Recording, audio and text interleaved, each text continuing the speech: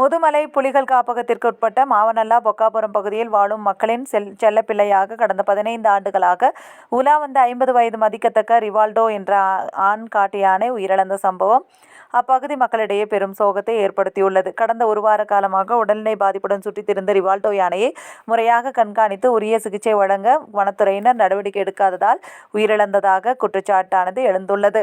நீலகிரி மாவட்டம் முதுமலை புலிகள் காப்பகத்திற்குட்பட்ட வெளிமண்டல வனப்பகுதியில் அமைந்துள்ள மாவனல்லா பொக்காபுரம் வாழைத்தோட்ட பகுதியில் கடந்த சில ஆண்டுகளுக்கு முன் தும்பிக்கையில் காயங்களுடன் சுற்றித் திரிந்த ரிவால்டோ என்ற காட்டு யானைக்கு வன கால்நடை மருத்துவக் குழுவினர் மூலம் சிகிச்சை அளிக்கப்பட்டு கண்காணிக்கப்பட்டு வந்தது. இந்த நிலையில் தொடர்ந்து கிராம பகுதியில் சுற்றி வந்த ரிவால்டோ யானை பொதுமக்களுக்கு எவ்வித இடையூறும் ஏற்படுத்தாமல் கிராம மக்களின் செல்லப்பிள்ளையாகவும் வனத்துறையினரின் கண்காணிப்பில் இருந்து வந்த நிலையில் கடந்த 4 ஆண்டுகளுக்கு முன் யானையின் உடல்நிலை காரணமாக கரால் கூண்டில் வைத்து வன கால்நடை மருத்துவக் குழு மூலம் சிகிச்சை அளிக்கப்பட்டு பின்னர் ரேடியோ காலர் பொருத்தப்பட்டு வனப்பகுதிக்குள் விடப்பட்டது. இந்த நிலையில் வயது மூப்பு, சக யானைகள் உடன் மோதல் ஆகியவற்றால் காயமடைந்து கடந்த ஒரு வார காலமாக நடக்க முடியாமல் சிரமப்பட்டு வந்த 50 வயதுடைய ரிவால்டோ யானையை முறையாக கண்காணித்து உரிய சிகிச்சை வழங்க வனத்துறையினர் நடவடிக்கை எடுக்காததால் நேற்று படுத்த படுக்கையானது.